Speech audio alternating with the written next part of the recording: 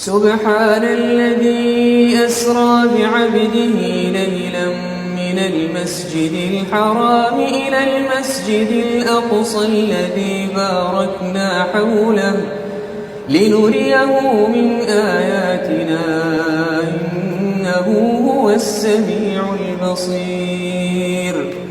وآتينا موسى الكتاب وجعلناه هدى لبني إسرائيل ألا تتخذوا من دوني وكيلا ذرية من حملنا مع نوح إنه كان عبدا شكورا. وقضينا إلى بني إسرائيل في الكتاب لتفسدن في الأرض مرتين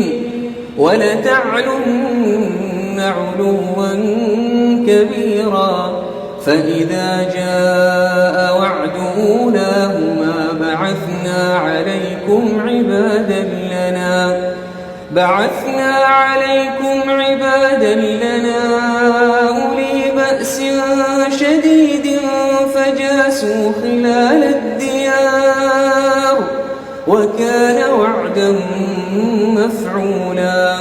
ثم رددنا لكم الكرة عليهم وأمددناكم بأموال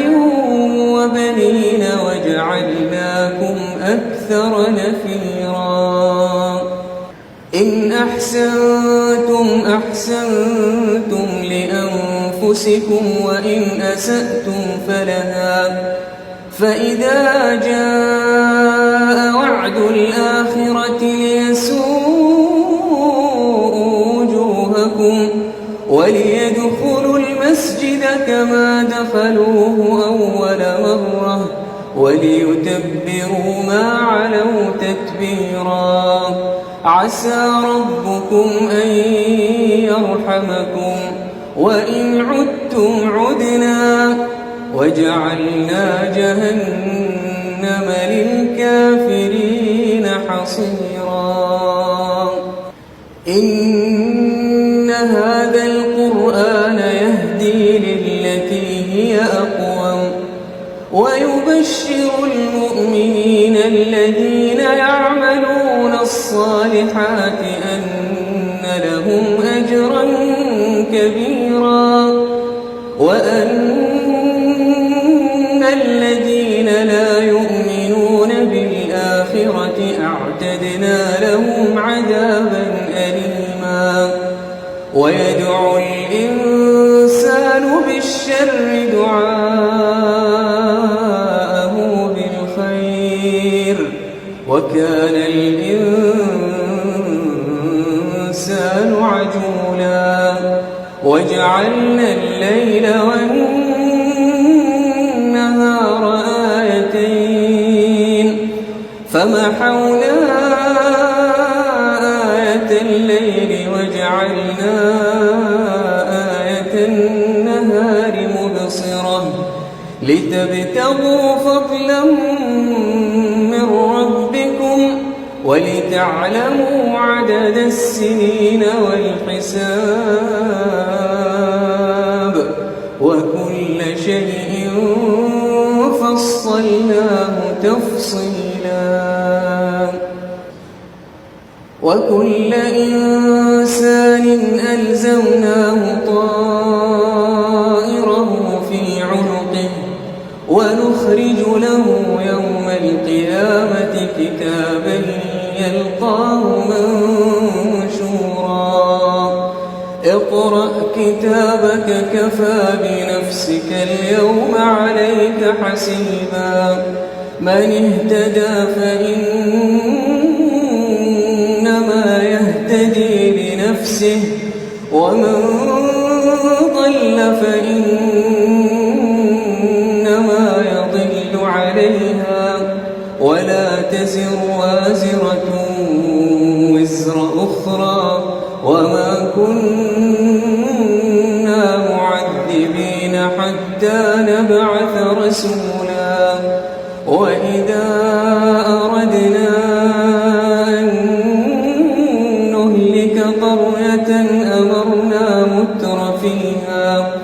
أمرنا متر فيها ففسقوا فيها فحق عليها القول فدمرناها تدميرا وكم أهلكنا من القرون من بعد نوح وكفى بربك بذنوب عباده خبيرا بصيرا من كان يريد العاجلة عجلنا له فيها ما نشاء لمن نريد ثم جعلنا له جهنم يصلاها مذموما مدحورا ومن أراد الآخرة وسعى لها سعيها وهو مؤمن فأولئك كان سعيهم مشكورا كلا نمد هؤلاء وهؤلاء من عطاء ربك وما كان عطاء ربك محظورا انظر كيف فضلنا بعضهم على بعض وللآخرة أكبر درجات وأكبر تفضيلا لا تجعل مع الله إلها آخر فتقعد مذموما مخذولا وقضى ربك ألا تعبدوا إلا إياه وبالوالدين إحسانا إما يبلغن عندك الكبر أحدهما أو كلاهما فلا تقل لهما أف ولا تنهرهما وقل لهما قولا كريما واخفض لهما جناح الذل من الرحمة وقل رب ارحمهما كما ربياني صغيرا ربكم أعلم بما في نفوسكم إن تكونوا صالحين فإنه كان للأوابين غفورا وآت ذا القربى حقه والمسكين وابن السبيل ولا تبذر تبذيرا إن المبذرين كانوا إخوان الشياطين وكان الشيطان لربه كفورا وإما تعرضن عنهم ابتغاء رحمة من ربك ترجوها فقل لهم قولا ميسورا ولا تجعل يدك مغلولة إلى عنقك ولا تبسطها كل البسط فتقعد ملوما محسورا إن ربك هو يبسط الرزق لمن يشاء ويقدر إنه كان بعباده خبيرا بصيرا ولا تقتلوا أولادكم خشية إملاق نحن نرزقهم وإياكم إن قتلهم كان خطأ كبيرا ولا تقربوا الزنا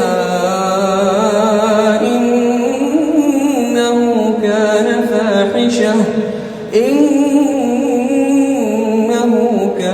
فاحشة وساء سبيلا ولا تقتلوا النفس التي حرم الله إلا بالحق ومن قتل مظلوما فقد جعلنا لوليه سلطانا فلا يسرف في القتل إنه كان منصورا ولا تقربوا مال اليتيم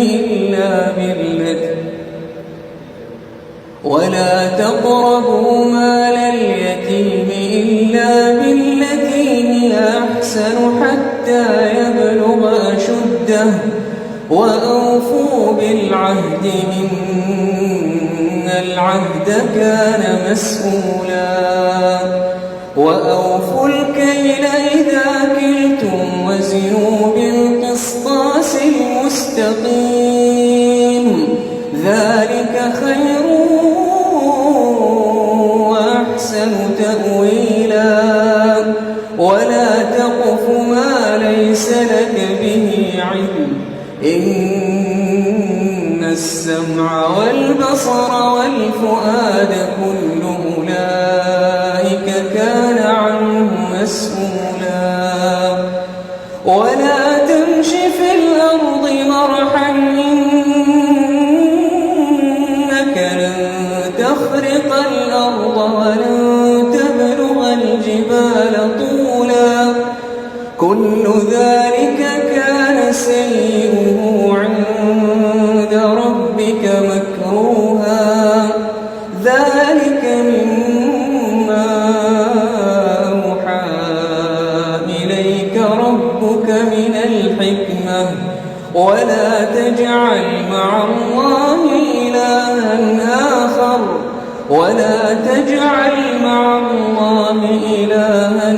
آخر فتلقى في جهنم